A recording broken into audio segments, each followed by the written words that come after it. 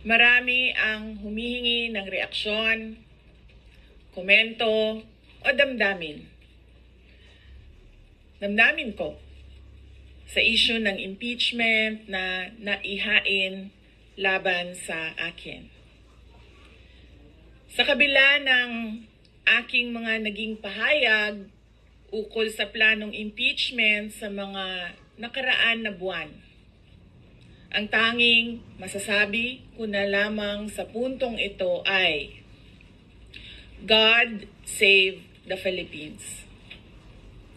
Bukod dito, nais ko na lang ipaabot ang aking taus-pusong pasasalamat sa mga kababayan na patuloy na nagdarasal, sumusuporta, nagtitiwala, at patuloy na nagmamahal sa akin. Manalig kayo dahil sa taong bayan ang tagumpay. Syukran. I know, right? Braille. 3 questions, no follow-up. Okay.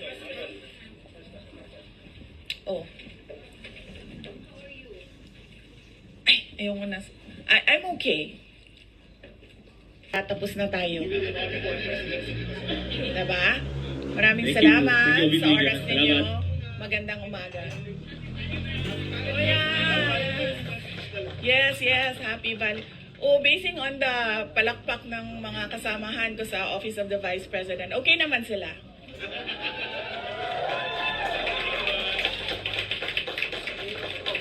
At mga Lenny supporters pa yan tingnan mo, pero pumapalakpak sila sa akin.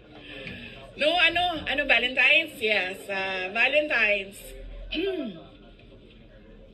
Alam nyo, mas masakit pa ang maiwanan ng boyfriend o girlfriend kesa ma-impeach ka ng House of Representatives.